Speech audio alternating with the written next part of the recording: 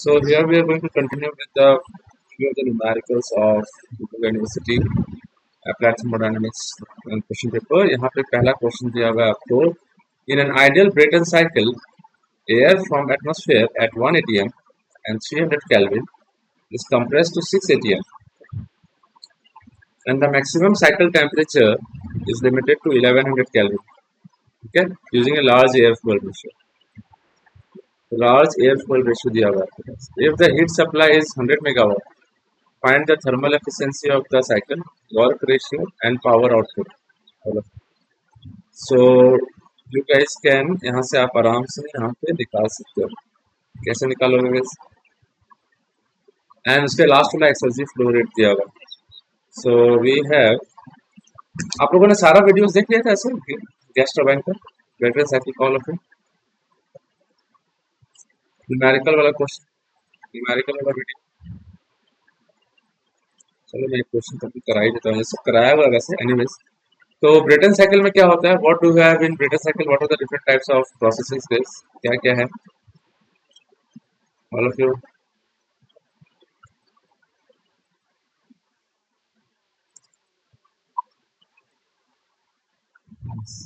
To reversible adiabatic, two reversible isobaric process. So यहाँ से हम लोग चलते हैं. Let us talk about this one.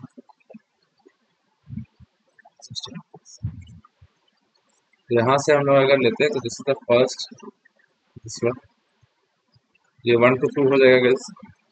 1 to 2 क्या प्रोसेस है यहाँ पे? Compression. All of you, 1 to 2 compression.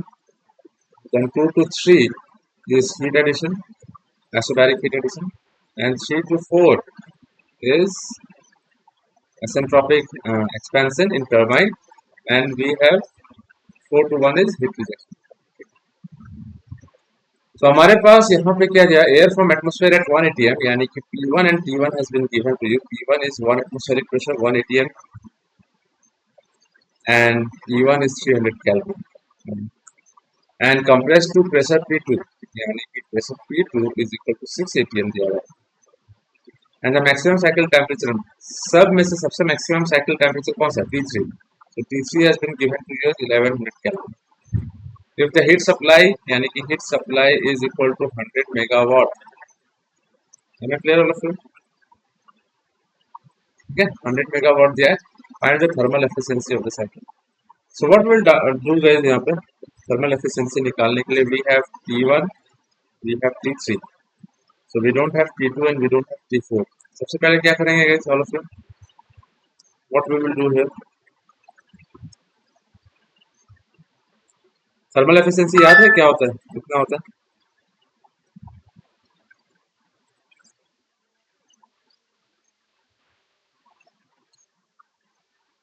हाँ,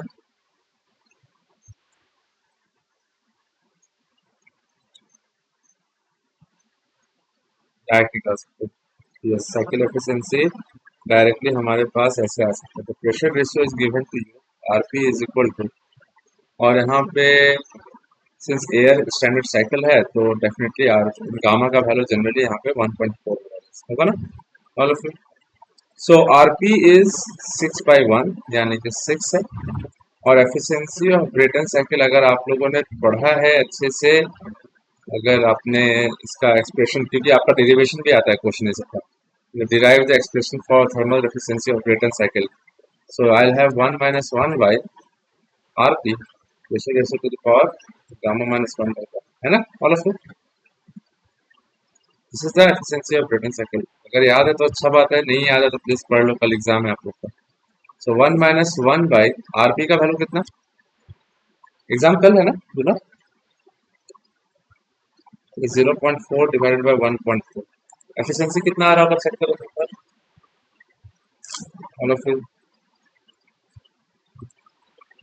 6 to the power 4. So I am getting 1.61 divided by answer 40%, है ना guys? all of you देखो तो डायरेक्टली 40% एफिशिएंसी, थर्मल एफिशिएंसी और ब्रेटन साइकिल. तो पहला वाला पार्ट तो हमारे पास आ गया. वर्क रेशियो क्या होता है guys all of you? Anyone, what do you understand by work ratio? Work ratio होता है वर्क नेट बाय वर्क ऑफ टरबाइन, होता है ना। तो नेटवर्क कैसे निकालेंगे? What will be the network? Network होगा यहाँ पे टरबाइन से वर्क टरबाइन, यहाँ पे आएगा वर्क कंप्रेसर, तो work turbine minus work compressor लिखेंगे तो वर्क ये मिल जाएगा। सो नेटवर्क जो ना, इसका भी कोई फॉर्मूला आपने याद रखा है कोई नेटवर्क का कुछ, या आप इसको डिराइव करोगे? चलो तो एक काम, हाँ लेकिन आपको तो प्रेशर सब सारा वैल्यूज जानना पड़ेगा ना, T2 T4 जानना होगा ना आपको, समझ रहे हो? इसके बिना तो होगा नहीं। तो क्या करोगे, पहले हम T2/T1 कर लेते हैं। तो first process reversible adiabatic process 1 to 2, यहाँ से यहाँ तक। सो 1 to 2 अगर जाएगा ऐसे, then we will have T2/T1 या फिर T2/T1। T2/T1 is equal to क्या होता है, T2/T1 to the power gamma minus 1 by gamma, होता है ना ऑल ऑफ इट, याद है सब किसी को? सो P2 का वैल्यू 6, 0.4 डिवाइडेड 1.4, तो ये आ रहा था 1.66। T2 का value I don't no, T1 का वैल्यू हमारे पास कितना दिया हुआ है 300 केल्विन, तो 300 इंटू दिस कितना आएगा guys, will have 300 into 6 to the power 0.4 divided by 1.4, so हम 500.55, so I have T2 is equal to 500.55। तो वर्क ऑफ कंप्रेशन तो आराम से निकाल सकते हो बिकॉज ये 1 से 2 तक जा रहा है, तो work of compression CP T2 minus T1 कर सकते हो ऑल ऑफ यू। कितना आ जाएगा 1.005, T2 का वैल्यू 550.55, और यहाँ पे आ जाएगा हमारे पास, क्वेश्चन इजी है, कोई खास डिफिकल्ट नहीं। कुछ क्वेश्चन डिफिकल्ट आया है आप लोगों के सिलेबस में, बट अदरवाइज मैक्सिमम क्वेश्चन मैंने आपको करा रखा है इस तरह का क्वेश्चन। तो यहाँ पे कितना आएगा value all of you, check करो तो, work of compression.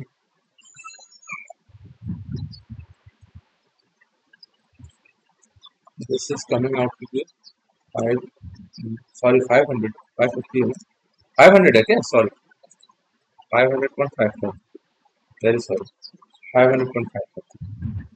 So we had 500.55 and यहाँ पे 500.55, so 500.55 minus 300 करेगा and you multiply with 1.005, so you must be getting 201.555, 201.56।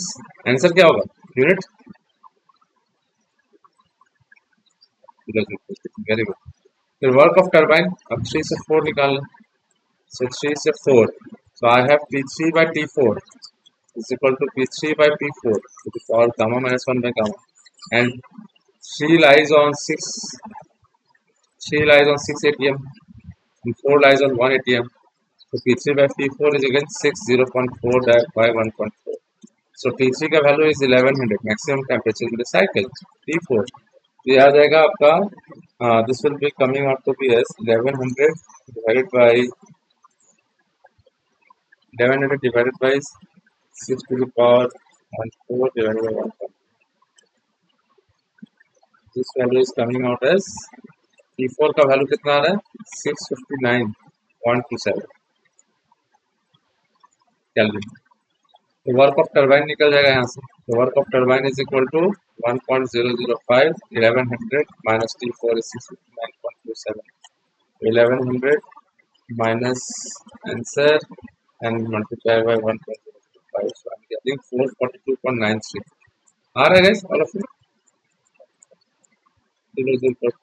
Work turbine.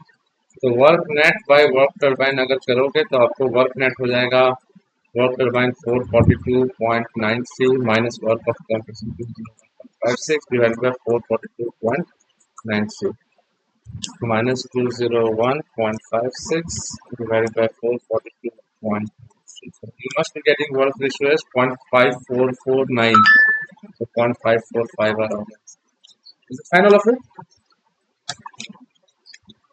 All of you guys, कोई डाउट है तो प्लीज बताओ, easy.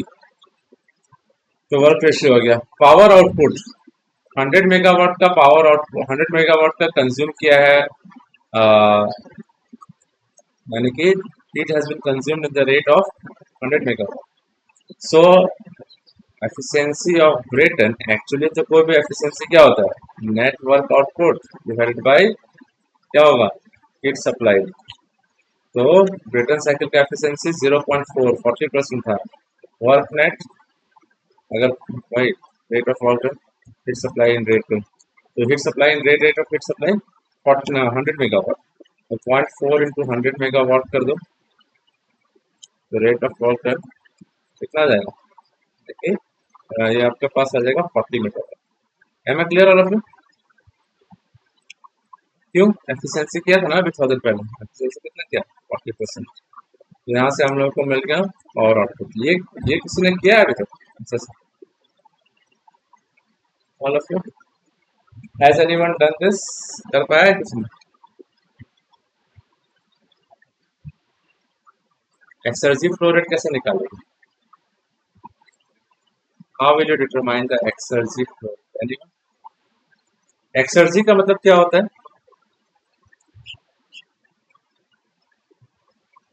देखो टर्बाइन ऐसे, चलो ठीक है समझा, आपके यूनिवर्सिटी में तो क्वेश्चन पेपर बना देता है लेकिन पढ़ाता तो है नहीं, तो 3 to 4 ऐसे करके ये जा रहे हैं।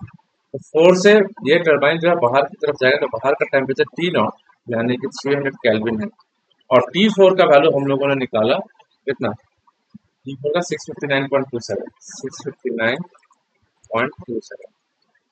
तो एक्सर्जी फ्लो रेट T4 से T नॉट तक जा रहा है, तो यहाँ जो आ रहा होगा, यहाँ एंथैल्पी H4 होगा बस, और सराउंडिंग्स का एंथैल्पी H नॉट होगा ना। तो एक्सर्जी का मतलब होता है मैक्सिमम एनर्जी या maximum available energy between one point and the other point, if the other point is in ambient surroundings, तो एक्सर्जी हो जाएगा।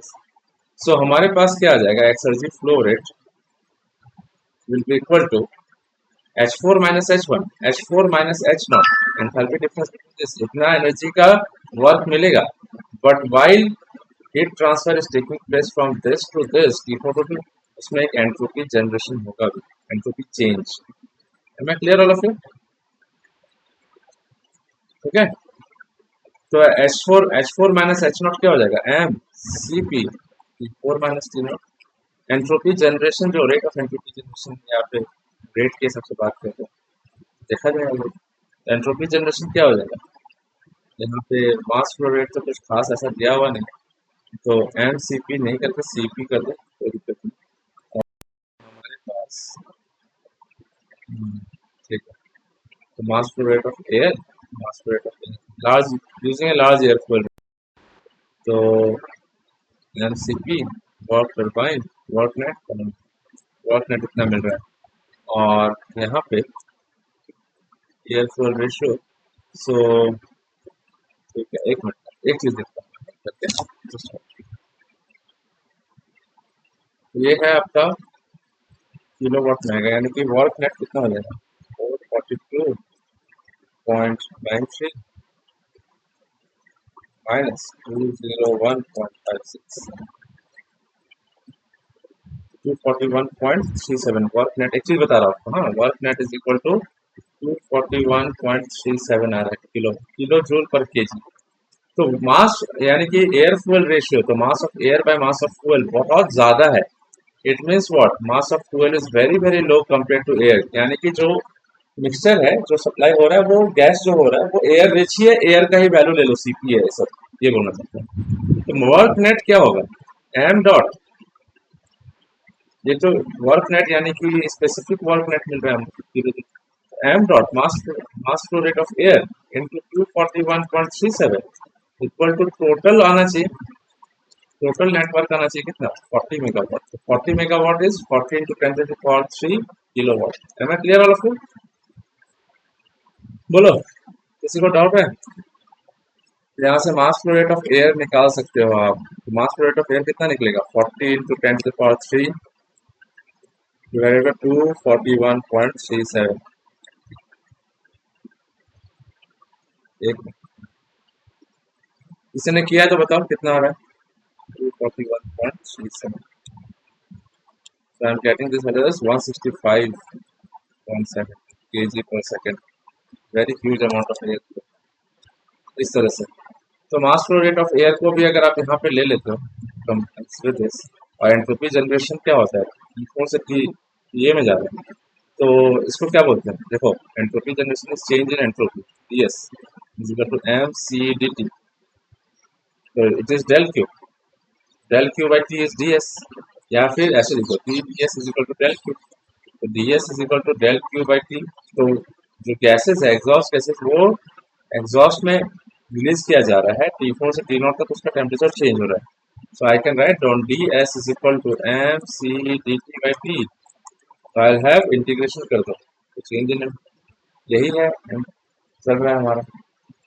तो एंट्रोपी चेंज जो होगा हमारे पास क्या हो जाएगा, M C common L N of T by L N of, यहाँ से जा रहा है कहाँ से, T4 से T0 तक जा रहा है, T0 by T4,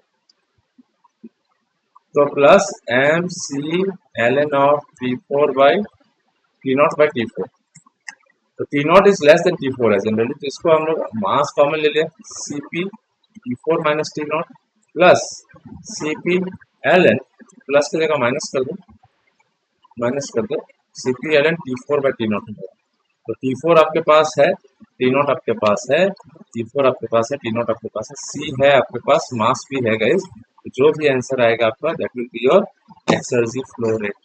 M I clear all of you guys, ये ध्यान रखना है, इसका प्रैक्टिस कर लेना है प्रैक्टिस से। एक्सर्जी का मतलब होता है कि कितना अमाउंट ऑफ यहाँ पे इसका एनर्जी कंटेंट कितना है, उसको अगर हम लोग सराउंडिंग्स के साथ इक्विलिब्रियम में ले जाते हैं, तो while doing so the change in temperature will take place from T4 to T0. In doing so, how much amount of useful work we can produce, but since it is finite temperature difference, थोड़ा सा एंट्रोपी generation होगा, so that is why we basic thermodynamics के बारे में पढ़ते हैं। Simple. अब आता है Stirling cycle efficiency in comparison with Carnot cycle, ये पढ़ लिया आप लोगों ने ऑल ऑफ यू, ये समझा दूं एक बार।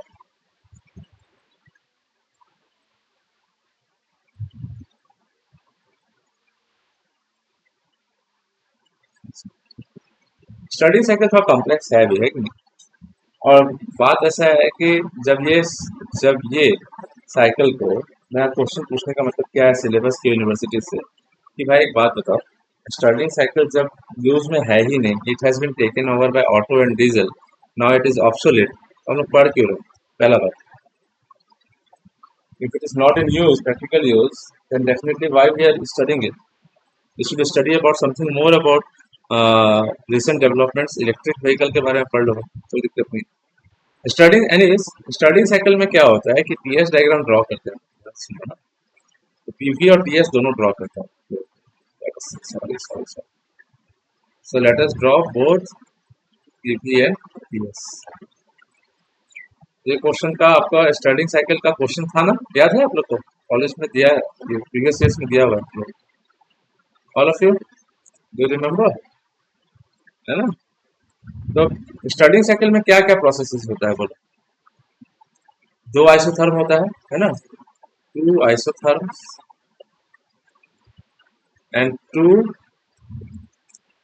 आइसोटोप्स, तो दो कांस्टेंट वॉल्यूम, दो कांस्टेंट टेम्परेचर, तो कांस्टेंट टेम्परेचर प्रोसेस पीवी में कुछ ऐसा रहेगा, स्लोप कम होगा, तो 1 से लेकर 2, तो this is isothermal heat rejection हो रहा है, यहाँ पे फिर कांस्टेंट प्रेशर हीट एडिशन, सब सुनोगे ना तो ऐसा लगेगा कि सब कुछ हीट एडिशन ही है, कांस्टेंट वॉल्यूम हीट एडिशन है, 2 to 3, 3 to 4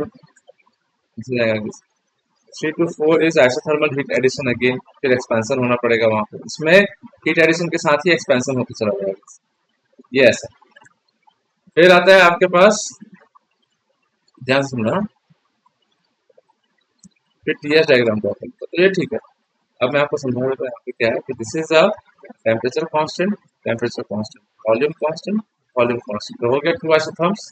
अब टू आइसोथर्म्स को अगर हम लोग ड्रॉ करते हैं टीएस डायग्राम, तो 1 to 2 नीचे की तरफ ऐसे आएगा, सो 1 to 2,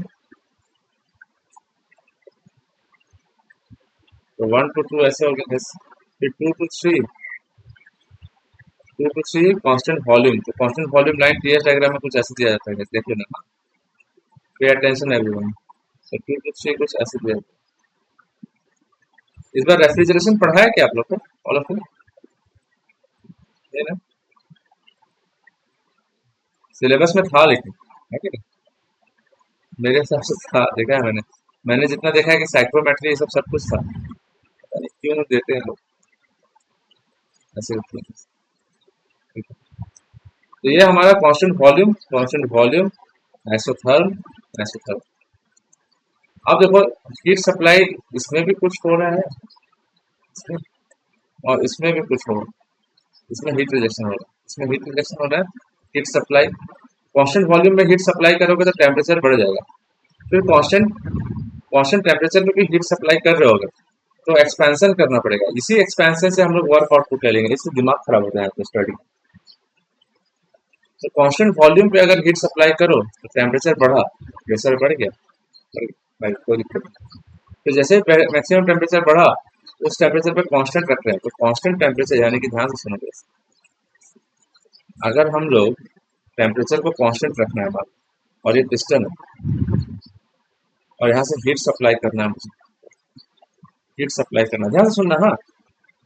या फिर पहले हीट सप्लाई नहीं करते, अगर हम लोग क्या करते हैं कि कांस्टेंट टेम्परेचर पे एक्सपेंशन करने का कोशिश करें, देखो कांस्टेंट टेम्परेचर पे एक्सपेंशन यानी कि वॉल्यूम 3 से लेकर 4 तक बढ़ रहा है, तो अगर हम लोग पिस्टन को बिना हीट सप्लाई के वापस पीछे ले जाए, if I take the piston backwards, तो वॉल्यूम तो बढ़ गया, बिफोर तक पहुंच गया, इनको हीट सप्लाई हुआ ही नहीं है, तो सिंस वॉल्यूम बढ़ेगा तो टेम्परेचर भी घटेगा घटेगा एक्सपेंशन में, प्रेशर भी घटेगा, वॉल्यूम बढ़ेगा तो प्रेशर घटेगा, प्रेशर घटेगा तो टेम्परेचर घटेगा। Am I clear all of you? Any doubt anyone? तो इसलिए हम लोग टेम्परेचर को मेंटेन करने के लिए जब एक्सपेंशन हो रहा होता है तब हम लोग क्या करेंगे, कॉन्स्टेंटली हीट सप्लाई करते रहेंगे। Am I clear all of you? कोई डाउट है एनीवन? यस और नो? कोई डाउट है तो बताओ। सो यहाँ से क्या होगा, विल हैव, एक और बात होगा, तो कांस्टेंट वॉल्यूम में जो हीट एडिशन हो रहा है, कांस्टेंट वॉल्यूम में हीट रिजेक्शन भी सेम है, this and this are same. तो अगर हम लोग एफिशिएंसी ऑफ स्टर्लिंग लिखते हैं तो heat supply minus heat rejected upon heat supply, heat supply कहाँ का, बेसिकली यहाँ पे आपका, या फिर एक्सपेंशन का वर्क का ले लेंगे गाइस, एक्सपेंशन वर्क, तो heat supply in constant volume, तो इसको मान लेते हैं, इसको हम लोग मान लेते हैं Q1। ठीक, तो ध्यान से सुनना गाइस, हाँ, इसको हम लोग ऐसे लिखते हैं, तो Q1 हीट सप्लाई प्लस जो भी चीज हीट सप्लाई हो, और यहाँ से एक्सपैंड, यहाँ पे कांस्टेंट वॉल्यूम पे हुआ, फिर उसके बाद यहाँ पे गया, तो ये हीट सप्लाई और ये हीट रिजेक्टेड एक दूसरे को कैंसिल कर देगा, Q1 एंड Q2, बिकॉज ये जितना हीट सप्लाई हुआ है इन कांस्टेंट वॉल्यूम, उतना ही कांस्टेंट वॉल्यूम पे हीट रिजेक्शन भी कर देगा, तो नेट हीट ट्रांसफर जो कांस्टेंट वॉल्यूम में हो रहा होगा ये कैंसिल हो जाएगा। So we will only be left out with what, will be only be left out with isothermal expansion with heat addition and isothermal compression with heat rejection, ऐसे वही चीज। तो यहाँ पे क्या हो जाएगा, that is why we will have isothermal, जब एक्सपेंशन करते हैं 3 से 4, तो P3 V3 ln ऑफ, क्या हो जाएगा, ln of V4 by V3 minus rejection यानी कि कंप्रेशन भी करेंगे, V1 P1 ln ऑफ क्या हो जाएगा, टेल मी गाइस,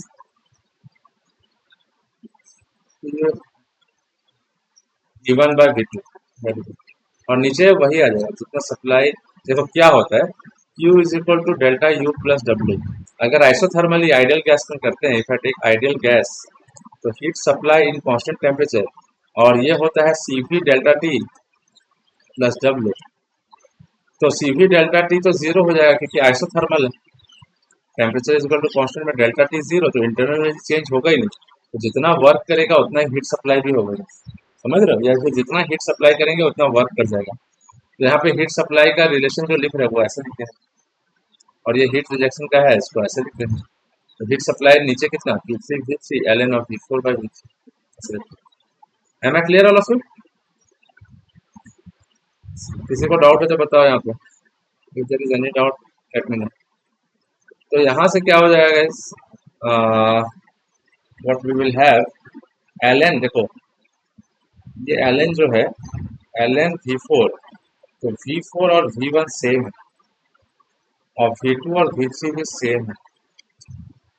तो V four by V three and V one by V two, तो इसको वी फोर को हम लोग क्या ले सकते हैं यहाँ पे एल एन, ये वी फोर है sir, L N V four by V three common ले लेंगे तो वी वन भी तो वी फोर है और वी टू भी तो वी थ्री है, तो L N V four by V three common आ जाएगा, तो will have V three minus V one. Am I clear all of you? नीचे रह जाएगा पी थ्री। कोई डाउट होगा तो बताना प्लीज। खत्म। तो P three minus P one and या फिर M R P three minus T one divided by M R T three. खत्म। Will have P three minus T one by T three. यही तो एफिशिएंसी ऑफ कार्नोट है। Carnot efficiency क्या होगा? यहाँ T three है, यहाँ T one, heat supply, heat rejected.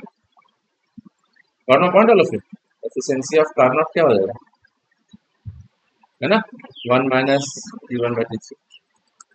ठीक है, तो आपको जब ये क्वेश्चन सॉल्व करने देगा ऐसे करके, तो आप ये जो डायग्राम ड्रॉ करो, उसमें ऐसे शेड करके दिखा दो, तो ये डायरेक्टली ऐसे लिख के काम खत्म, क्या सही रहे। तो दिक्कत सुना है, ऑल अंडरस्टूड थोड़ा से। तो यहाँ पे आपको स्टडी साइकिल समझ,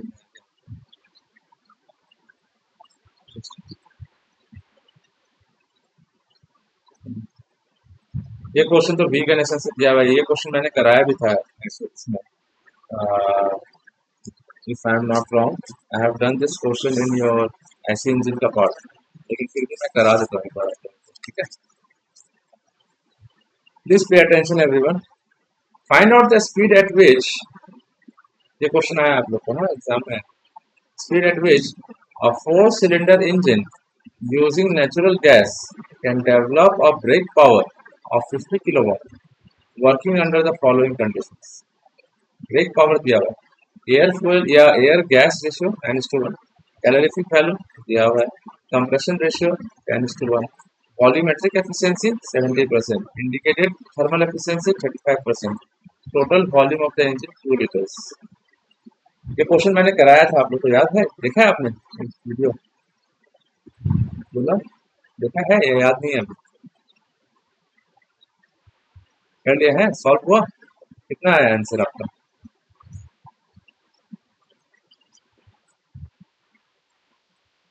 कोई बात नहीं, अभी पहले देख लो, एक बार आप चेक कर लेना, आपको लगेगा कि आपने सही किया तो सही है, अच्छा है। इसका आंसर 4500 आता है, ठीक है, आरपीएम। हम लोग को स्पीड निकालना है, स्पीड का मतलब होता है we are talking about at which the shaft of the engine is rotating, we are talking about N RPM. I am pretty sure आप लोगों को कॉलेज में ऐसे चीज के बारे में कोई खास डिस्कशन तो नहीं किया गया होगा, किया है? Brake power, indicated power, then number of revolutions per power stroke कितना होता है। जैसे कि for example this is a four cylinder four stroke engine है, ठीक है। So four cylinder four stroke engine generally, तो फोर स्ट्रोक इंजन में एक बात बताओ, फोर स्ट्रोक इंजन में और फोर स्ट्रोक है तो कितना वंस एक साइकिल को कंप्लीट करने के लिए कितना रिवॉल्यूशन चाहिए? बोलो तो। Two crank revolution. कैसे? देखो क्या चीज होता है, इनटेक, सक्शन, कंप्रेशन। तो सक्शन और कंप्रेशन मिलके, सक्शन जब होगा तो पिस्टन ऊपर से नीचे आएगा तो क्रैंक आधा ऐसे घूमेगा। सक्शन हो गया, यहाँ से यहाँ तक सक्शन, जस्ट सर्कल भी ड्रॉ करें।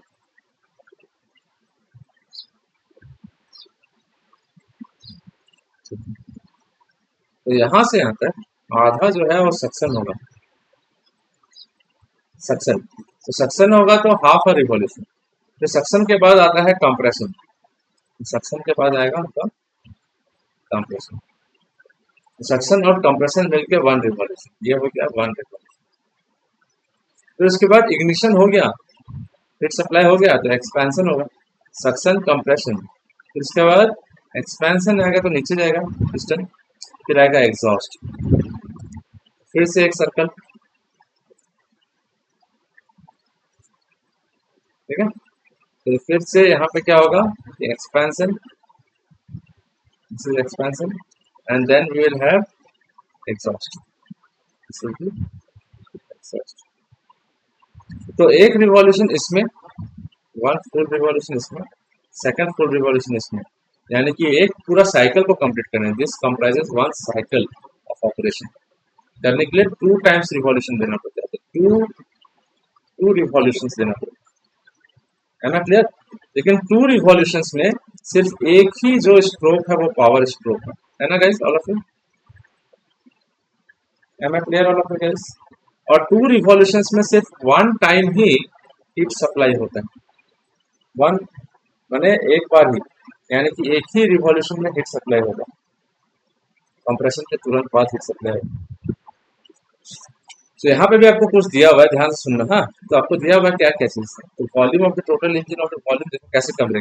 वॉल्यूम ऑफ द इंजन दिया हुआ है, इंडिकेटेड थर्मल एफिशिएंसी दिया हुआ है, efficiency of the indicated thermal efficiency, फिर उसके बाद वॉल्यूमेट्रिक एफिशिएंसी दिया हुआ है, very important again, calorific value of the fuel air gas ratio दिया हुआ है, ब्रेक पावर का डेवलपमेंट 50 किलोवाट है, तो brake power is developed is 50 kilowatt. और मैकेनिकल एफिशिएंसी भी दिया होगा, मैकेनिकल एफिशिएंसी नहीं दिया हुआ, they have not mention mechanical efficiency. Mechanical efficiency 80% होना चाहिए क्वेश्चन, ये तो इंडिकेटेड पावर नहीं निकलेगा गाइस, मैकेनिकल एफिशिएंसी अगर नहीं दिया है तो 100% लेके चलना पड़ेगा। Mechanical efficiency 80%। ध्यान से सुनना, इंडिकेटेड पावर जो है वो फ्यूल का बर्न जितना कंबशन होने से जितना पावर मिल जाएगा, ठीक है, that is indicated power. Indicated power से थोड़ा कम होगा ब्रेक पावर, तो इंडिकेटेड पावर जितना होगा उससे ब्रेक पावर कम होगा। तो इन दोनों का रेशियो जो होता है उसको बोलते हैं mechanical efficiency, brake power by indicated power. Brake power is given to you as 50 kilowatt, indicated power I don't know. Mechanical efficiency अगर 80% है तो from here I can find out P by IP, which implies IP indicated power is equal to BP brake power by 0.8. Brake power is 50, 0.8, तो देखो तो कितना आ रहा है, दोनों 62.5 आ रहा होगा क्या, 62.5 kilowatt is the indicated power, क्योंकि आपको इंडिकेटेड थर्मल एफिशिएंसी दिया हुआ है तो आपको इंडिकेटेड पावर चाहिए। अब देखो तो टोटल वॉल्यूम आपको दिया हुआ है, total volume is 2 litres, 2 litres का मतलब होता है 2000 सेंटीमीटर क्यूब। 4 सिलेंडर इंजन है, 4 सिलेंडर है, तो वॉल्यूम ऑफ ईच सिलेंडर, हर एक सिलेंडर का कितना होगा, 2000 डिवाइडेड बाय 4, कितना हो गया, 500 centimetre cube is the volume of the cylinder. Am I clear all of you, ठीक है। फिर आपको यहाँ पे कंप्रेशन रेशियो दिया हुआ है, देखो तो कंप्रेशन रेशियो दिया हुआ है, तो कंप्रेशन रेशियो का मतलब क्या हुआ, ध्यान से सुनना, कि जब पिस्टन यहाँ से ऐसे जा रहा है, तो 1 से लेकर 2, दिस इज ऐसे जा रहा है, दिस इज पीवी डायग्राम, 1 से लेकर 2 तक जा रहा है, तो 1 में आ रहा है टोटल वॉल्यूम, यानी कि यहाँ से लेकर 0 से लेकर V1 is the total volume, और V2 होता है क्लियरेंस वॉल्यूम, तो ये हो जाएगा स्वेप्ट वॉल्यूम। तो हमारे पास V1 जो है टोटल वॉल्यूम, तो वो 500 सेंटीमीटर क्यूब का है, और आप लोगों को क्लियरेंस रेशियो जो दिया है, कंप्रेशन रेशियो जो दिया हुआ है, दैट इज इक्वल टू 10/1, 10 दिया हुआ है, compression ratio is 10:1। Compression ratio का मतलब क्या हुआ कि total volume V1 divided by V2 is equal to 10:1। तो टोटल वॉल्यूम कितना है सिलेंडर का, 500, अभी निकाल, by V2 is nothing but clearance volume 10 है, तो क्लियरेंस वॉल्यूम कितना हो गया, 500 डिवाइडेड बाय 10, 50 आ जाएगा, 50 सेंटीमीटर क्यूब। तो क्लियरेंस वॉल्यूम 50 सेंटीमीटर क्यूब, ये हम लोग को 50 मिला। स्वेप्ट वॉल्यूम कितना होगा, swept volume equal to V1 minus V2, this is equal to 500 minus 50 is equal to 450, 450 centimetre cube is the swept volume. अब आपको क्वेश्चन में वॉल्यूमेट्रिक एफिशिएंसी भी दिया हुआ है। वॉल्यूमेट्रिक एफिशिएंसी 70%, यानी कि उसको स्वीप 450 करना चाहिए, लेकिन वॉल्यूमेट्रिक एफिशिएंसी यानी कि एयर इनटेक का जो एफिशिएंसी है वो कम है सिलेंडर का, 70% है। तो you will be they will he will take actual volume, actual swept volume जो एक्चुअल होगा वो कितना हो जाएगा, और फिर एक्चुअल स्वेप्ट वॉल्यूम आपका हो जाएगा 450, तो था swept volume, but actual swept volume will be 70%, यानी कि 0.7 ऑफ स्वेप्ट वॉल्यूम, 0.7 ऑफ 450 कितना आ रहा है, 315 आ रहा है। चेक कर लो आप लोग, 315 सेंटीमीटर क्यूब क्या आ रहा है, स्वेप्ट वॉल्यूम एक्चुअल, जो एक्चुअली में आएगा। फाइन। और आप लोगों को एयर फ्यूल रेशियो दिया हुआ है, क्या देखो तो यहाँ पे air fuel ratio is 9:1, air gas ratio is 9:1। The mass of air upon mass of fuel is equal to 9:1 there. तो इतना एयर लिया है स्वेप्ट वॉल्यूम, ठीक है। तो mass of air 315 by mass of fuel I don't know as of now, ये 9 है, 9:1 है। 315 divided by 9 is the mass of fuel, कितना आएगा कैसे बोलो, 35 centimetre. Very nice, 35 centimetre cube आ गया हमारे पास। फिर एनर्जी सप्लाइड पर सिलेंडर कितना होगा, एनर्जी सप्लाइड पर सिलेंडर, एक सिलेंडर में कितना फ्यूल आ रहा है, 35 centimetre cube. Mass of fuel नहीं, वॉल्यूम ऑफ फ्यूल है, वॉल्यूम, तो ये आपका वॉल्यूम ऑफ फ्यूल कितना है। तो लेकिन आपको कैलोरीफिक वैल्यू दिया हुआ है, यानी कि volume of fuel into calorific value. तो कैलोरीफिक वैल्यू ऑफ फ्यूल देखो तो कितना दिया है, समथिंग पर मीटर क्यूब दिया हुआ है, 34 mega joule per metre cube. यहाँ से देखो, सो वॉल्यूम ऑफ फ्यूल कितना, 35 सेंटीमीटर क्यूब। सेंटीमीटर क्यूब मतलब कितना, 10⁻6 - metre cube, -10⁻², 10⁻², 10⁻², 6। Calorific value is 34 mega joule, 10⁻6 joule per metre cube. खत्म खत्म, ये वैल्यू आ जाएगा आपके पास 1.19 kilo. This is the energy supplied एक सिलेंडर में। Got my point all of you, what I am trying to say. किसी को डाउट है तो बताओ। अब आता है हमारे पास indicated thermal efficiency, efficiency ITH। ये होता है indicated power by energy supplied per cylinder per unit time, यानी कि टोटल केस में ये तो आपका ये आ रहा है, इन वन रिवॉल्यूशन के बारे में बात करते हैं, पर रिवॉल्यूशन में। अभी energy supplied per cylinder per second है, और थर्मल इंडिकेटेड थर्मल एफिशिएंसी आपको दिया हुआ है, देखो कितना, 35%। Indicated thermal efficiency 0.35। Indicated power is brake power divided by mechanical efficiency, जो कि हम लोग को 62.5 किलोवाट मिल चुका था, मिल चुका। यहाँ पे हमारे पास ये आ जाएगा, और ये energy supplied per cylinder per second. अब यूनिट टाइम पूरा होल एंटायर पावर आउटपुट के बारे में बात हो रहा है। Energy supplied per cylinder per second is equal to indicated power by 0.35। Indicated power कितना हो जाएगा, 62.5 डिवाइडेड बाय 0.35, कितना आ रहा है चेक करो तो जैसे। और एक बार पर सिलेंडर कर रहे हैं तो इंडिकेटेड पावर कितना से निकल रहा होगा, 4 सिलेंडर से निकल रहा होगा, चारों सिलेंडर से। इंडिकेटेड पावर पर सिलेंडर कर देंगे तो डिवाइडेड बाय 4 कर देंगे, इंडिकेटेड पावर डिवाइडेड बाय 4, तो डिवाइडेड बाय 4 कर देंगे तो नीचे 4 आ जाएगा। अब बताओ तो कितना आ रहा है all of you, 44.64 kilo joule. Am I clear all of you, ठीक है। तो अभी एनर्जी सप्लाइड पर सिलेंडर जो है 1.19, ध्यान से सुनो, 1.19 एक रिवॉल्यूशन, तो ऐसे कितने रिवॉल्यूशन, एन रिवॉल्यूशन, ठीक है, एन रिवॉल्यूशंस पर मिनट है गाइस, पे अटेंशन है। तो एन रिवॉल्यूशंस पर मिनट होगा, एन रिवॉल्यूशंस एक मिनट होगा, सेकंड में कन्वर्ट कर देंगे 60 में, ताकि पर सेकंड में निकाल किलो जूल पर second.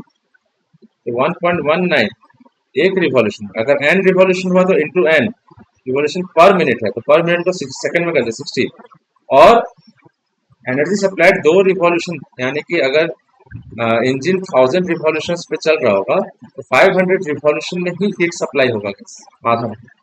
Point of view, her her revolution के लिए हीट सप्लाई नहीं होगा, 2 रिवॉल्यूशन में एक बार हीट सप्लाई होगा, तो डिवाइडेड बाय 2 कर देंगे, एन बाय 2। तो energy supplied per second must be equal to how much, 44.64 होना चाहिए कि नहीं होना चाहिए, हेलो फिर होना चाहिए। तो ये वैल्यू एन का वैल्यू निकाल लो यहाँ से, 44.64 इंटू 120 डिवाइडेड बाय 1.19 कितना आ रहा है देखो तो, 4500 समथिंग आ रहा है।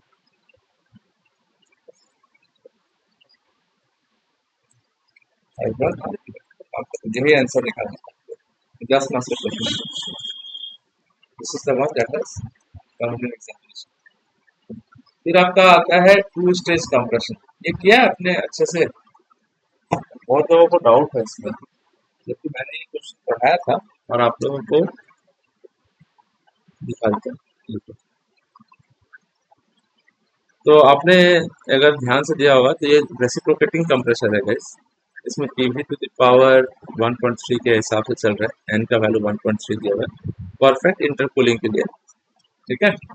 तो minimum work done and heat rejected to the intercooler निकालो, heat rejected to the intercooler. तो इंटरकूलिंग कैसे होता है पता है आप लोग को, मतलब कंप्रेसर में इंटरकूलर पीवी डायग्राम ड्रॉ किया था मैंने, याद है आप लोग को,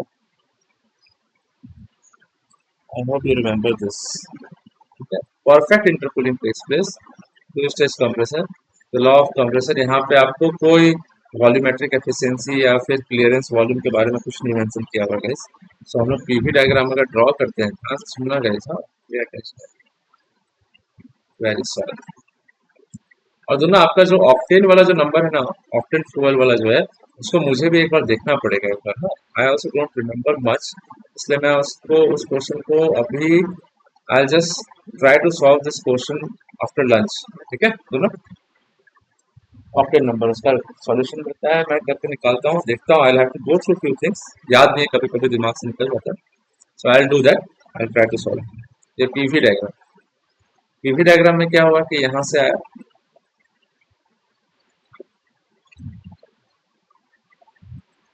जैसे फिर यहाँ से 1 to 2 एक ये हुआ ऐसो, ये तो हमारा ऐसा हो जाएगा, ये 1 to 2 कंप्रेशन हुआ, फर्स्ट स्टेज कंप्रेशन। तो यहाँ से 2 to 3 इंटरकूलिंग हो गया, intercooling always takes place at constant pressure, am I clear all of you, कोई डाउट है तो बताना। तो 0.4 यहाँ पे या फिर 1 to 2, तो यहाँ पे चलो 2 to 4 ही करते हैं, तो यहाँ पे 2 to 4, फिर 4 to 5, फिर यहाँ से जाएगा, इससे जाएगा 4 to 5,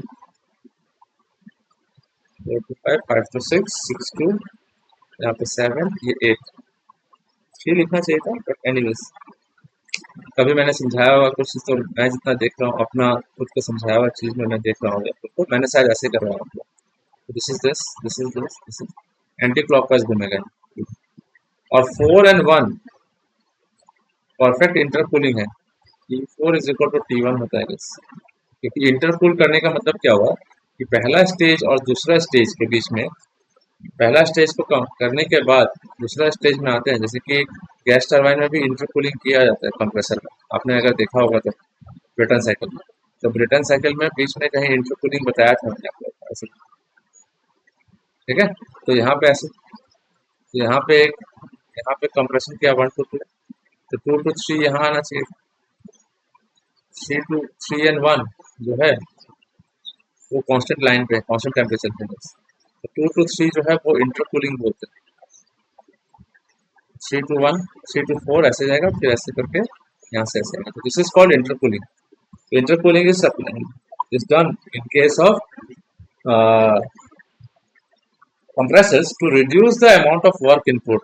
इंटरकूलिंग से वर्क इनपुट जो है वो कम हो जाएगा। Am I clear all of you? ठीक है, तो इंटरकूलिंग के साथ जो वर्क इनपुट है जितना आपने देखा होगा शायद वो ऐसे लिखा हुआ है N by N minus one into P one V one. मैंने जितना आप लोगों को कराया है, मुझे जितना याद है, P two by P one to the power N minus one by N plus P three by P two by N minus two. याद है आप लोग को? This is the work input with perfect intercooling. तो work input with intercooling है। तो अगर हम लोग को मिनिमम वर्क निकालना है, if have to find out minimum work, I will differentiate for work minimum, I will differentiate this entire thing because point two जो है ना, यानी कि प्रेशर टू जो है वही इंपॉर्टेंट है गाइस, वही सबसे इंपॉर्टेंट है। उसके यही डिसाइड करेगा point two pressure, this intercooling pressure कि परफेक्ट इंटरकूलिंग कहाँ पे होगा। ये वेरिएबल है, this particular pressure is variable, P2 is variable. So P2 is variable, तो यहाँ पे हमारे पास आ जाएगा this thing P1 P2 P3 bye P2। एक मिनट, हाँ एक चीज में तो जनरली ये 2 to 3 ऐसे जाता है। Yes yes, this is the one which is, ये लॉस्ट हो जाएगा बिकॉज ऑफ इंटरकूलिंग, इतना अमाउंट ऑफ वर्क इनपुट खत्म हो जाएगा। तो 3 इज द मैक्सिमम, यानी कि यहाँ पे तो P3 को बाद में हम लोग P4 भी लिख सकते हैं। जब हम लोग परफेक्ट इंटरकूलिंग का एक्सप्रेशन निकालेंगे, जब इसको डिफरेंशिएट करेंगे with respect to P2, because P2 is the one which is variable. तो जब इसको करेंगे, मैक्सिमम मिनिमम का कंसेप्ट लगाएंगे, इक्वल टू जीरो करेंगे, तो हम लोग को P2 का रिलेशन मिलता है, P2 is equal to root under P1 dot P3। याद है गाइस आप लोग को, all of you? Yeah, so this is the condition for maximum perfect intercooling. So 3 यहाँ पे है। So P2 is equal to root under P1 P3। तो P1 कितना है यहाँ पे? 1 बार।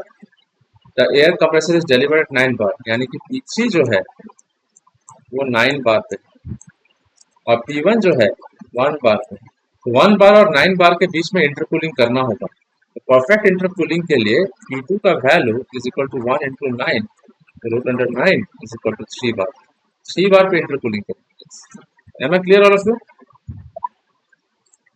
तो डाउट होगा तो बताओ please, if there is any doubt anyone let me know. So work compression, तो P2 का वैल्यू मिल गया हमको। तो वर्क ऑफ कंप्रेशन यानी कि minimum value, sorry just this,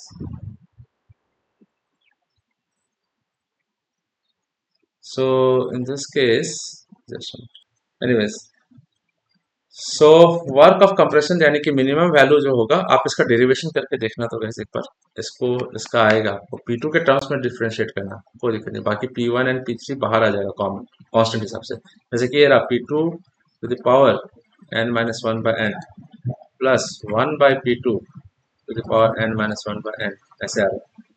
differentiate करोगे बाकी सब चीज कॉम, ये है बाहर आ जाएगा। नीचे है P1 to the power n minus one by n और यहाँ पे है P3 to the power n minus one by n. तो ये उधर चला जाएगा, डिफ्रेंशिएट करेगा तो ये पार्ट जीरो के उधर जाके जीरो से डिवाइड हो जाएगा। तो दिस डिवाइडेड बाय दिस, तो जीरो हो जाएगा। बचेगा क्या? अंदर वाला पार्ट ही, 2 का डिफ्रेंशिएशन भी जीरो होगा। तो P2 का डिफ्रेंशिएशन करते हैं, तो P2 का डिफ्रेंशिएशन करेंगे तो यहाँ से हम लोग को P2 का रिलेशन आ जाएगा P1 P3 ऐसे करके। आप देखना, करके देखना, फिर P2 का वैल्यू पुट कर देंगे वहां पे। तो P2 का वैल्यू पुट कर देंगे तो वर्क इनपुट जो है, जो हम लोग ऐसे लिख रहे हैं n by n minus one, 1 by n minus one, P1 V1 P1 V1 different आपको ये डेरिवेशन भी आ सकता है। तो P2 is root under P1 P3, तो P1 dot P3 to the power half है। तो P2 का P1 है, तो P2 का P1 dot P3 by P1 ऐसे गए, और इसका पावर हाफ है गैस, ये पावर हाफ है रूट अंडर दिस ऐसे, तो power n minus one by n था, देख लो। फिर P3 बाई P2, तो P3 बाई P2 है गैस, देख लो। तो ऊपर P3 रहने दो, P2 क्या हो जाएगा P1 P3 रूट अंडर क्या हो जाएगा n minus one by N, यही तो है, और -2। Am I clear all of you guys so far? यहाँ से आ जाएगा n by n minus one into P1 यहाँ पे रूट अंडर P1, देखो root under P1 into root under P3 by P1, तो ये कैंसिल हो जाएगा, रूट अंडर P1 हो जाएगा, तो I have P3 by P1 to the power half उसका power n minus one by N, so I have P3 by P1 to the power n minus one by twice N plus same thing यहाँ पे भी apply होगा ऐसे, तो root under P3 by P1 आ जाएगा, इसको root under P3 ऊपर नीचे P1, तो P3 by P1 to the power half उसका power n minus one by n, so I'll have P3 by P1 to the power n minus one by twice n minus 2, तो ये और ये same हो गया gas, तो 2 बाहर आ जाएगा, कॉमन ले लो, ट्वाइस n, ये और ये 2 twice n by n minus one, P1 अंदर आ जाएगा P3 by P1 to the power n minus one by twice n minus 1, this is the expression for minimum compression, minimum work of compression। तो minimum work of compression आराम से आप निकाल सकते हो, PV to the power 1.3 दिया हुआ है, PV to the power 1.3 is equal to constant दिया हुआ है, n का वैल्यू 1.3 है, तो वर्क मिनिमम तो 2 into 1.3 divided by 0.3 P1 RT1 कर देंगे, पर किलोग्राम ऑफ एयर को करना है, तो मास 1 ले लिया, R T1, तो T1 is 27 degree Celsius 300 kelvin, तो R T1 V1, तो हमारे पास P1 है टेम्परेचर, तो V1 कौन निकालेगा, एक काम करते हैं P1 V1 को M R T1 लिखते हैं, मास इज 1, R 0.286 या 0.287 ले लो, T1 is 300 kelvin, mass is 1 kg, P3 is 9, P1 is 1, 0.3 divided by 2 into 1.3 minus 1, ऐसे करोगे तो आपको वर्क ऑफ मिनिमम आ जाएगा ना, all of you minimum work का। And heat rejected to the intercooler कैसे करते हैं, तो हम लोग T2 और T4 का वैल्यू निकाल लेंगे, तो T1 T3 heat rejected to intercooler क्या होता है, ध्यान से सुनो, मैंने ऐसे ड्रॉप किया था, तो ये चीज चला गया 4, ये 2 4 और 3 ऊपर की तरफ ऐसे, और ये ऐसे था, तो हीट रिजेक्टेड टू इंटरकूलर ये होगा H2 माइनस H1 होगा ना guys, this is equal to M H2 minus M Cp T2 minus T1 कर सकते हैं guys all of you. T1 हमारे पास T2 minus T4 sorry H2 minus H4 H2 minus H4 तो T2 minus T4 simple. So in this case heat rejected will be what, T4 और T1 तो same line पे है, perfect intercooling तब होगा जब ये पॉइंट और ये पॉइंट का टेम्परेचर सेम है, T4 is nothing but T1 only, कर दो जो वैल्यू आएगा वही आपका answer. Am I clear all of you guys in this class?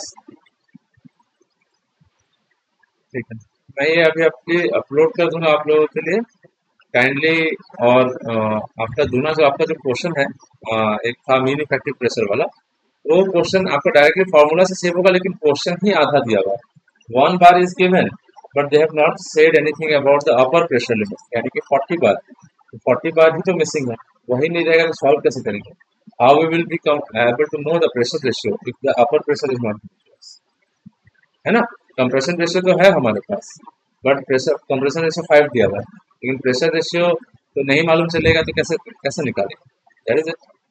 सो कर लेना आप लोग एक बार और देख लेना, और आपका जो भी डाउट होगा, क्या नाम है ना, आपका जो ऑप्टेन नंबर वाला जो डाउट है एक बार मैं भी देख लेता हूँ उसको, ठीक है,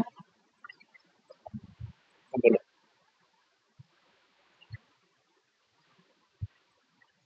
अच्छा ठीक, रीजनरेटर इफेक्टिवनेस किस में, रैंकाइन साइकिल में या फिर ब्रेटन साइकिल में, ब्रेटन, तो इफेक्टिवनेस का मतलब क्या होगा, जैसे कि फॉर एग्जांपल मैं आपको समझा देता हूँ यहाँ पे। दिस इज आप लोग का, लेकिन ब्रेटन साइकिल पे रीजनरेशन पे कोई क्वेश्चन अभी तक तो आया नहीं है कॉलेज में, जितना मैंने देखा है। आया है क्या? ठीक। तो मैंने तो करवाया है न्यूमेरिकल्स में, लेकिन रीजनरेशन का अगर आपने देखा है कि नहीं, जीटीपीपी का न्यूमेरिकल करवाया है मैंने। अगर आपने देखा होगा तो अच्छा बात है। कंप्रेशर, ठीक है। तो कंप्रेसर के बाद क्या आता है यहाँ पे? जनरली जनरली यहाँ पे आएगा आपका हीट एक्सचेंजर, आएगा ना, ऑल ऑफ इट, है ना। तो हीट एक्सचेंजर यानी कि कंबसन चैम्बर आएगा। आज से what it is, combustion chamber के बाद ऐसे आता है तो क्या आएगा यहाँ पे? गैस टरबाइन आएगा। तो गैस टरबाइन आएगा, तो वन से टू, टू से थ्री कंबसन चैम्बर, थ्री से फोर टरबाइन, टरबाइन से बाहर चला जाएगा। तो क्या करते हैं हम लोग जनरली, ऐसे करते हैं, व्हाट विल डू इज, ऐसे करें। तो हम लोग ये क्या कर सकते हैं, what we can do here in this case. तो यहाँ पे हम लोग क्या करते हैं, कंबसन में घुसने से पहले, कंबसन में अंदर जाने से पहले हम लोग यहाँ पे एक हीट एक्सचेंजर लगा देते हैं, जिसको रीजनरेटर बोलते हैं। What my point all of you, regenerator. Regenerator लगाते क्यों? क्योंकि टरबाइन का जो गैसेस है बाहर आएगा जब, तो वो आने वाला जो कंप्रेसर का जो एयर है, कंप्रेसर से जो एयर डिलीवर होगा उसको हीट कर देगा, प्री हीट कर देगा। यानी कि कंबसन चैम्बर में हीट सप्लाई कम हो जाएगा, हीट सप्लाई यहाँ कम हो जाएगा। बिकॉज कभी भी कंबसन तब होगा जब इग्निशन टेम्परेचर पे पहुंचेगा। इग्निशन टेम्परेचर कोई भी चीज ठंडा है मान लो, यानी कि फ्रिज से निकाला हुआ पानी, फ्रिज का पानी यानी कि that is a 2 degree Celsius, and जो आपका नॉर्मल टेम्परेचर पे है, यानी कि जो रूम टेम्परेचर पे है, तो रूम टेम्परेचर 25 डिग्री सेल्सियस। तो 25 डिग्री सेल्सियस का पानी को 100 डिग्री सेल्सियस तक बॉयल करने के लिए इसमें हीट, और 2 डिग्री सेल्सियस से 100 डिग्री इसमें हीट, इसको ज़्यादा देना पड़ेगा। तो हम लोग हीट सप्लाई कम करने के लिए हम लोग यहाँ पे हीट एक्सचेंजर लगा रहे हैं। तो इसको हम लोग इसका डायग्राम भी ऐसे ड्रॉ करते हैं, देखे हो आप लोग? We draw the diagram something like this, just PH diagram draw करके दिखा देता हूँ। तो यहाँ पे ऐसे करेंगे।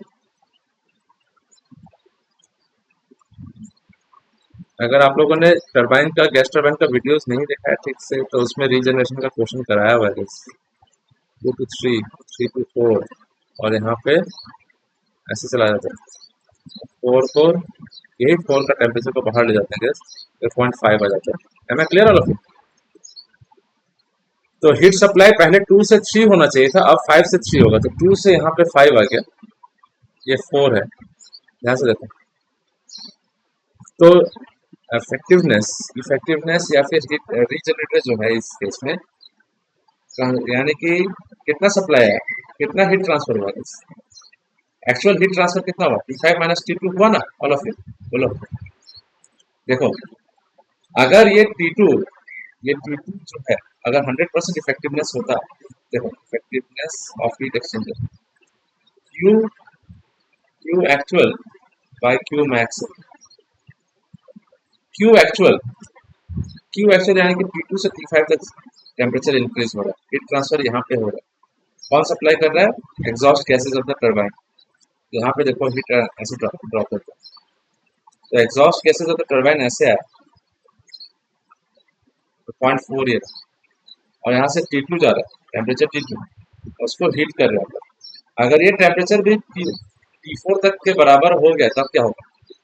तो actual is T4 minus T2, और maximum is T4 minus T2, T4 minus T2, यानी कि या फिर ऐसे सोचो, यहाँ का टेम्परेचर जो है, ये temperature I don't know how much it is, ये टेम्परेचर मान लेते हैं T। तो एक्चुअल हीट ट्रांसफर कहाँ से कहाँ तक होगा? H this point minus this point, यानी कि this temperature T minus T2 upon maximum temperature difference कितना होगा? T4 minus T2, this is the maximum temperature difference. इसी के वजह से गर्म होगा एयर। मैक्सिमम टेम्परेचर डिफरेंस क्या हो सकता है? The difference between the maximum temperature of the hot gas minus the lower temperature, that is the maximum heat transfer. अगर ऐसा होगा गैस, ध्यान सुनना, T4 माइनस T2, तो अगर इफेक्टिवनेस ऑफ हीट एक्सचेंजर 1 ले लेते हैं या 100% इफेक्टिवनेस ले लेते हैं, यानी कि 1 is equal to T4 minus T2 divided by T minus T2 और T4 माइनस T2, 1 ले लेंगे तो इधर आ जाएगा T4 माइनस T2, इधर आ जाएगा T minus T2, minus T2 खत्म, T इक्वल टू T4। इसका मतलब क्या हुआ, ये टेम्परेचर अगर T4 के बराबर हो जाता है, इट मीन्स इसने सारा का सारा हीट इसको दे दिया, यानी कि actual heat supply is equal to the maximum heat supply. But अगर इफेक्टिवनेस लेस देन 1 होगा, तो in that case maximum temperature, यानी कि टेम्परेचर राइज कहाँ से कहाँ तक हुआ, 2 से लेकर 5 तक, तो actual heat transfer T5 minus T2 and maximum is T4 minus T2। तो ये जो वैल्यू दिया होगा 70% effectiveness, 80% effectiveness, 0.8 is equal to T5 minus T2 divided by T4। समझ में आया दोनों? हाँ,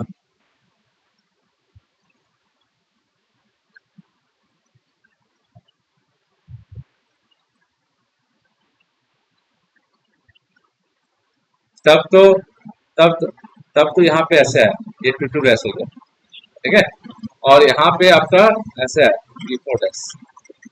तो अब टरबाइन से निकला हुआ गैस जो है वो T4 की जगह T4 डैश आएगा। तो अब टरबाइन से निकला हुआ गैस T4 डैश पे आएगा, ठीक है। अब यहाँ का टेम्परेचर कितना सही, कंप्रेसर कितना पे आएगा, T2 डैश पे आएगा। ये टेम्परेचर तो T5 रहने तो कोई दिक्कत नहीं। तो फिर क्या होगा, T5 minus T2 dash divided by T4 dash minus T2 dash. Got my point? समझ में आया? अब देखो एफिशिएंसी ऑफ टरबाइन आपको समझा रहा हूँ। एफिशिएंसी ऑफ टरबाइन अगर आपको दिया हुआ है, pay attention,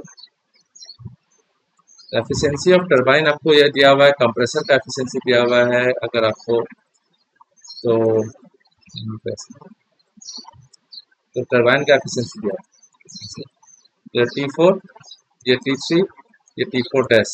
efficiency of turbine क्या हो जाएगा, जो भी दिया होगा आपको, मान लो ये 0.8 दिया होगा, तो क्या हो जाएगा H3 माइनस H4, यानी कि T3 माइनस T4 डैश, ये हुआ ना एक्चुअल वर्क आउटपुट। और आइडियल वर्क आउटपुट क्या होगा, T3 माइनस T4। तो यहाँ पे T3 और T4 तो हम लोग निकाल लेंगे, क्योंकि प्रेशर P1 प्रेशर P2 आपको दिया हुआ है। तो T3 मैक्सिमम टेम्परेचर आपको दिया हुआ रहेगा साइकिल में, T4 I don't know, it will be pressure ratio Rp to the power gamma minus 1 by gamma. T3 go given to you, T4 unknown, Rp is known, gamma known to you, तो T4 आ जाएगा। T4 आएगा तो T4 आने के वजह से T3 minus T4, तो T4 dash आप निकाल सकते हो, because T3 is known, T3 is known, T4 just निकाला, efficiency is given to you, T4 dash आ गया। अब ये T4 डैश को लेके हम लोग क्या करेंगे, सप्लाई कर देंगे किसमें, कंप्रेसर में। कंप्रेसर के बाद 1 to 2 और ये आ जाएगा 2 डैश, ज़्यादा ज़्यादा ही अनएफिशिएंट कर दिया, तो यहाँ पे आ जाएगा ऐसे करके 2 डैश। 2 डैश से अब ये आ रहा है 5, और यहाँ कंबशन चैम्बर है 5 से लेकर 3 तक, क्या होगा हीट सप्लाई में। एफिशिएंसी ऑफ कंप्रेसर क्या होगा, T2 minus T1 divided by T2 dash minus T1, उल्टा हो जाता है, this one is more than this one, तो आइडियली कम लेगा, एक्चुअल ज़्यादा होगा। एफिशिएंसी ऑफ कंप्रेसर अगर आपको 0.8 दिया है फिर से, और T2 आराम से निकाल सकते हो, इनलेट टेम्परेचर आपको दिया है, तो T2 by T1 you can do is Rp to the power gamma minus 1 by gamma. T2 can be found out if T1 is given to you and pressure ratio is given to you, gamma is known to you 1.4, fine. तो T2 निकाल लिया आपने, T2 निकल गया, compressor का efficiency में T2 dash करके यहाँ पे T2 डैश आप निकाल लो, so you can find out T2 dash. Now what will happen, heat exchanger ऐसे होगा, तो टरबाइन से बाहर से एग्जॉस्ट गैसेस T4 डैश लेके आएगा, जो एक्चुअल टरबाइन आउटलेट होगा because of the efficiency of the turbine, और T2 डैश लेके कौन आएगा, कंप्रेसर के बाद या डिलीवर्ड एयर, तो कंप्रेस्ड एयर लेके आएगा, हीट हो जाएगा T5 तक। इफेक्टिवनेस इस केस में क्या होगा, T5 minus T2 dash divided by T4 dash minus T2 dash, T4 dash minus T2 dash is the maximum temperature difference, T5 minus T2 is the actual temperature difference. है मैं clear दोनों, समझ में आ गया, अब क्लियर हो गया, ठीक है चलो, I will see you in the next class guys, उसके बाद आप लोगों का क्या है तो सुनो ना, इसके बाद क्या है आप लोगों का, उसके बाद आप लोगों का सिलेबस में फ्लूइड मैकेनिक्स है। तो फ्लूइड मैकेनिक्स का मैं हाइड्रोलिक मशीन्स आप लोग का रिवीजन करा दूंगा, ठीक है अच्छे से। हाइड्रोलिक मशीन्स और आपको कोई चीज़ की जरूरत पड़ेगा तो बताना, ठीक है।